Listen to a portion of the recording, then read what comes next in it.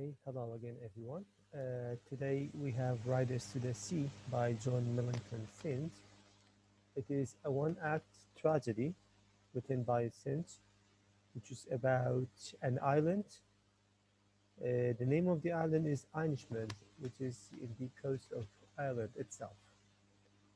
So this play is about a family who, let's say, whose members are lost on the sea. When the play opens, we have five sons, the husband and the husband's father. They all drowned, or they are all drowned on the sea. So there is only one left, whose name is Bartley. And there are two daughters, Nora and Kathleen, and the mother, Maria. And of course, Michael has been missing for 9 days when the play opens, or when the play starts. So, concerning the themes of Riders to the Sea, it is about, let's say, free will versus nature, or let's say fatalism, because no matter what the mother is doing, the son still goes to the sea and he's still getting drowned in the sea. And there are some other themes, like, for example, the power of nature, or let's say naturalism, that we talked about earlier, because it seems that these members, this family, they are all controlled by the sea. It is true that the sea is the provider, it gives them life, but still it takes away the lives of the individuals as well. So, and of course, since wrote this text, or let's say this play, somewhere around 1903, and it was performed in 1904, and it later on became a part of what we recognize today as the Irish, let's say, revival, when they wanted to revive, to renew the Irish folklore. And this is why we have some pagan themes in this play, in addition to the Christian ones. All right. So for today, we start with the beginning of the play. We have the characters, the main characters, of course. This is Maria, an old woman, Bartley, the last remaining son in the family, with Kathleen, her daughter, and Nora, a younger daughter. All right, man and woman. And by the way, these that are written in italics, these are stage directions. They tell you where the characters are or what they are doing. All right, an island of the west of Ireland. So this is the location of the island. As I said, Irishman is one of the Aran Islands. Aran, A-R-A-N, islands of Ireland itself. A cottage kitchen with nets, oilskins, spinning wheel, and some new board standing by the wall, etc. So look at this word, cottage. This is not a normal house. It's a small house made of wood. Usually this was popular in the countryside. So we have the kitchen there, and there are nets, and you know that people use nets for fishing. And we have oilskin. Oilskin, let's say it is like a piece of wool that is, let's say, oil to some, I don't know, they use fat sometimes, some other times they simply use oil. It becomes waterproof. They use it for, let's say, treating fish and other sea, let's say, animals when you prepare them as meals. It protects your, let's say, clothes from getting dirty. And we have the spinning wheel. The spinning wheel, I don't know if any of you have seen the spinning wheel, because you are like the younger generation. But people of my generation, we have witnessed, for example, our, let's say, parents or our grandparents using spinning wheel. It was used for making, let's say, for changing wheat into flour. So, and then we have some new boards standing by the wall. These boards are actually pieces of wood they are about to make a coffin because when the play opens, let's say Michael, uh, another son, has been missing for about 9 days. So they were looking for Michael not to come back home, but to find his body because it seems that Michael got drowned on the sea. So they bought these boards in order to make the coffin. And then we have Kathleen, a girl of about 20, that's her age, finishes, let's say, uh, a girl about 20 finishes kneading the cake. She's preparing a piece of cake and puts down in the pot oven by the fire. And they have a pot oven. The pot oven is a very simple, a very primitive type of oven. It was made of clay, and they used to make fire around it to make it warm enough to bake, for example. It was not like the oven that we are using today. There were differences at that time. So then wipes her hands, cleans her hands, begins to spin at the wheel. So it seems that the elder daughter is taking care of the house. She's baking, she is cleaning, and she is making other things as well. Puts down, yeah, we've said that. Nora, a young girl, puts her head in at the door. While the other girl is preparing things, the younger daughter comes home and she puts her head in at the door. That's to say, she does not enter the room. She just puts, or let's say, inserts her head into the room, as if to peek into the room. Nora, in a low voice, where is she? So Nora is talking about the mother, Maria. Kathleen, she is lying down. God help her, and maybe sleeping, if she is able. So the mother is lying down somewhere, and maybe she is sleeping. Why does she say God help her? Because she recently lost one of her sons. Remember, Michael is missing by now, and they are sure that he is dead. Nora comes in softly and takes a bundle from under her shawl.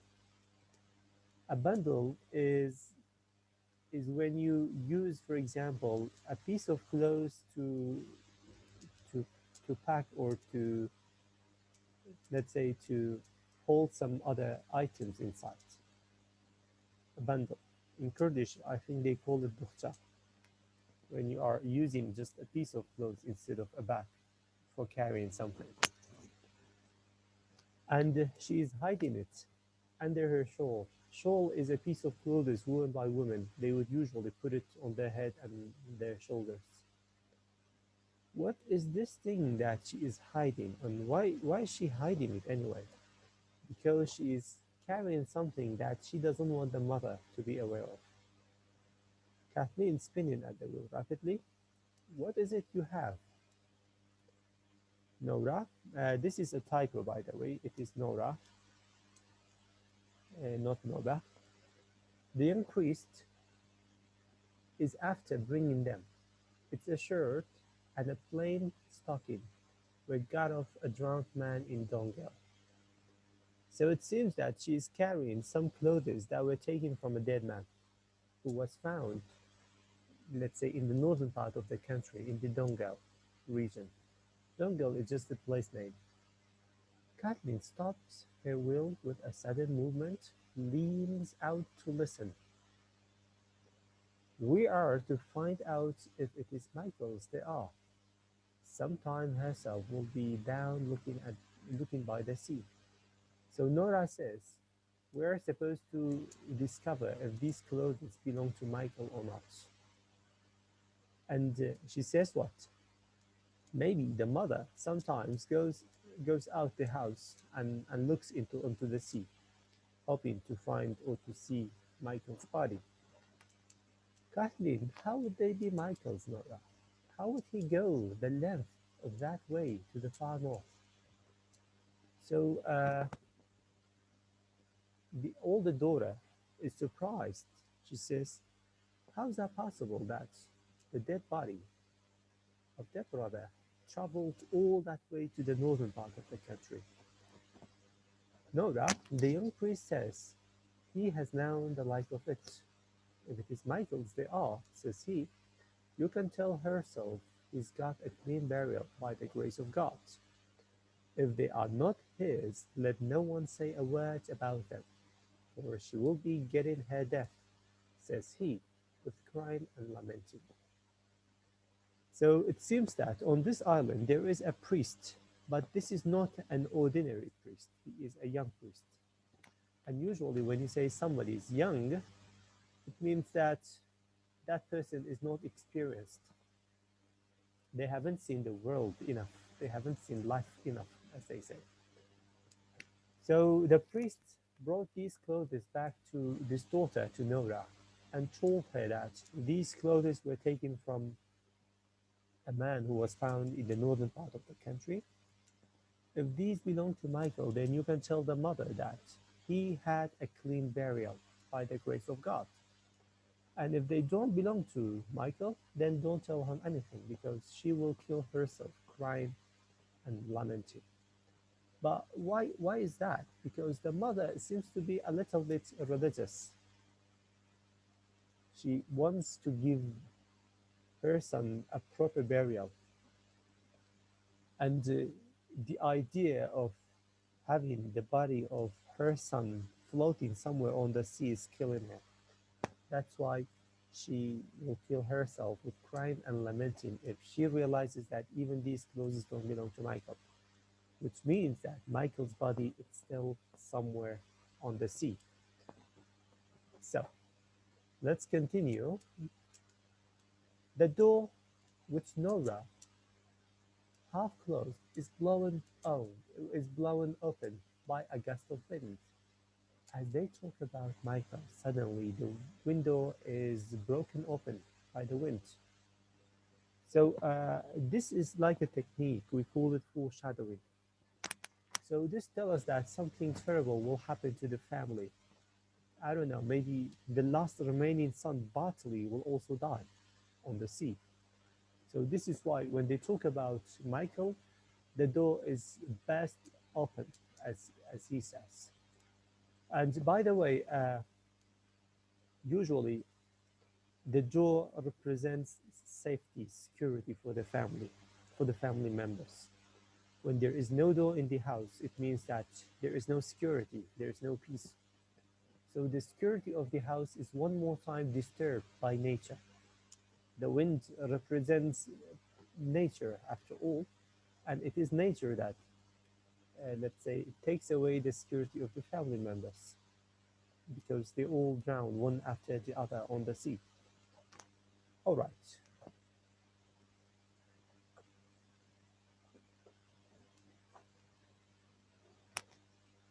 Kathleen, looking out anxiously when they see the door is being broken like that by the wind, they become anxious. And she anxiously talks to Nora. Did you ask him, would he stop Bartley going this day with the horses to the Galway fair?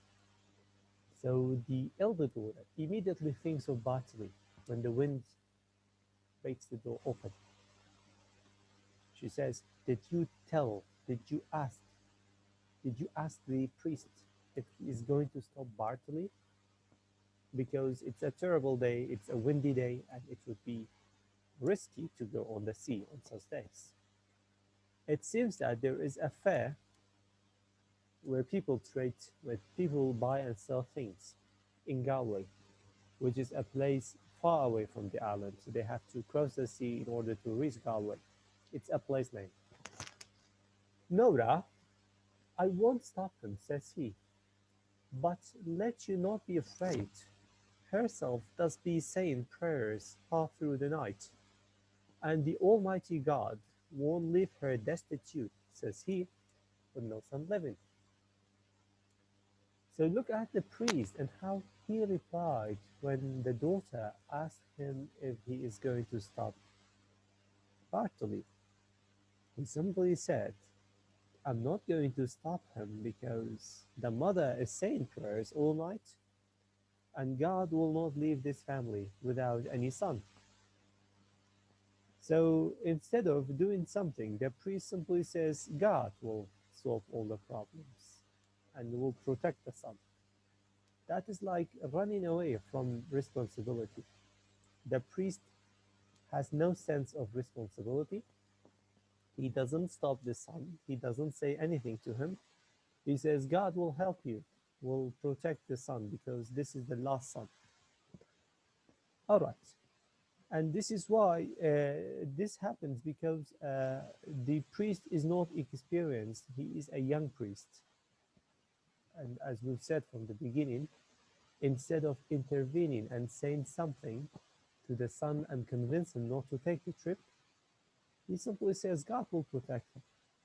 And we all know that when you leave things to God, maybe you are leaving it to the chance or let's say to fate. And sometimes terrible things happen when you don't do anything about it.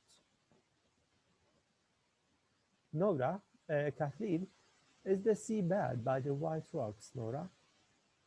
So Kathleen becomes hopeless. She is older than Nora and she realizes that the priest simply skipped or simply didn't take responsibility.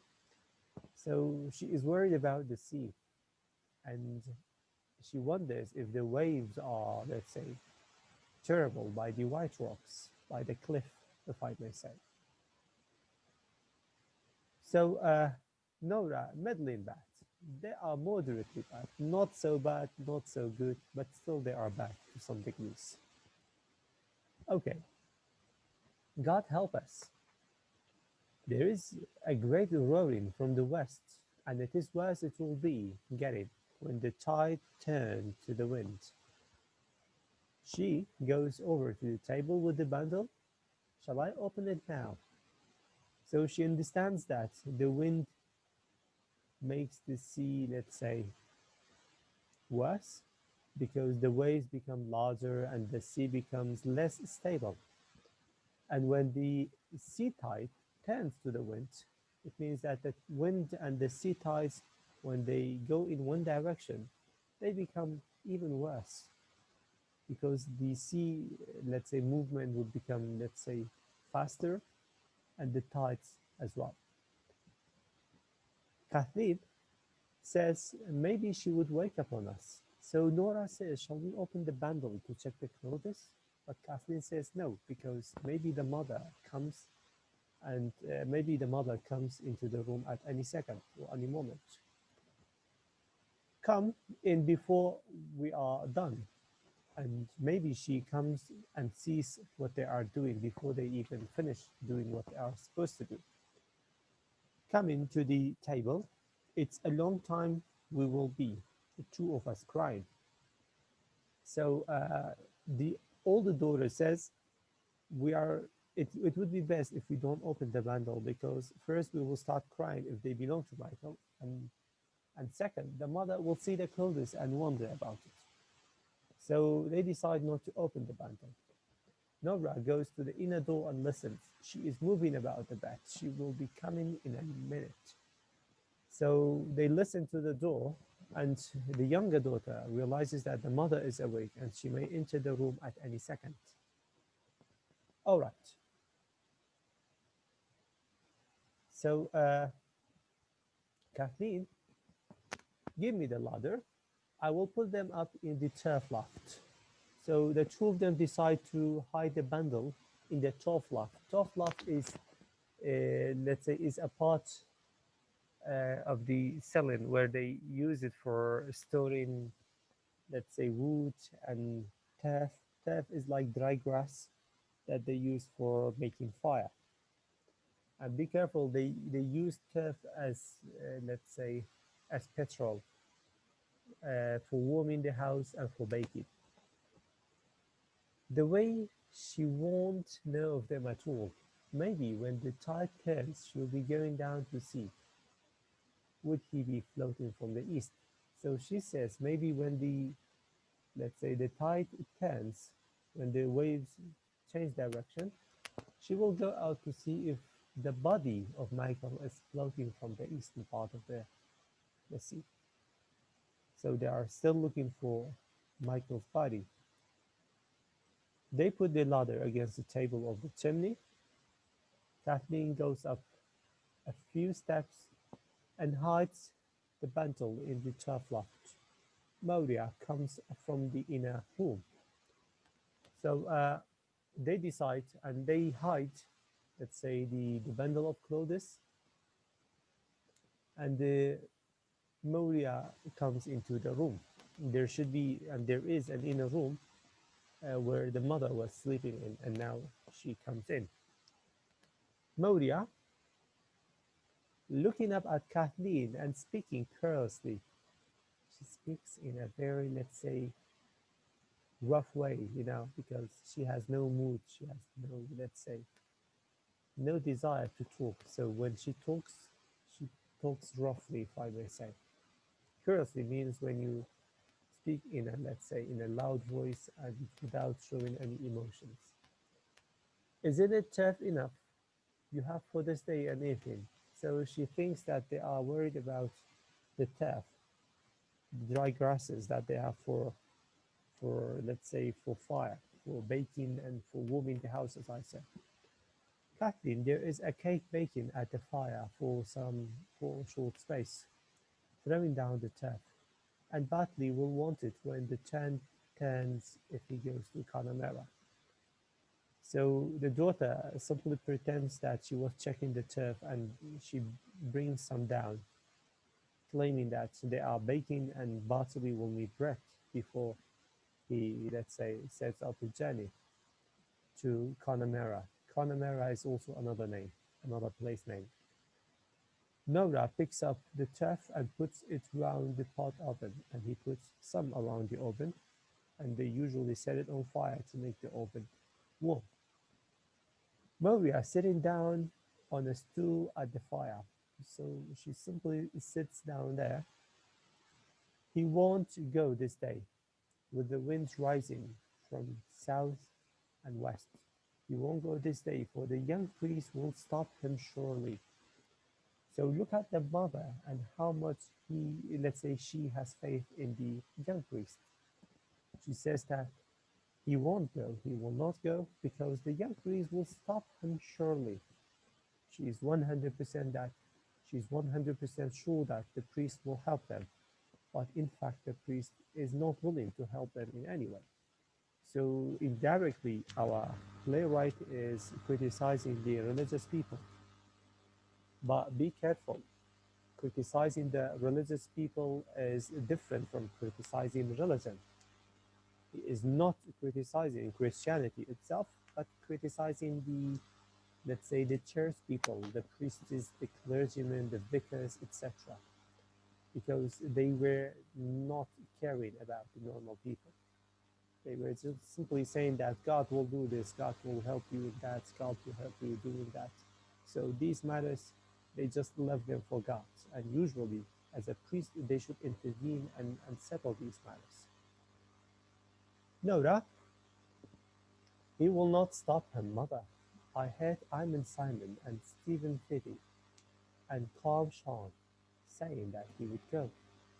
Nora says, no, the priest will not stop him.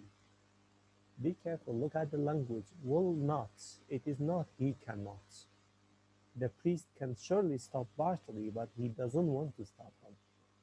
So that's the difference when they say he will not stop him. And it seems that the daughter heard from these three individuals that the son will take the trip anyhow, despite the terrible weather. All right, I think that's it for today. We will start again tomorrow with the third page of the play. See you tomorrow.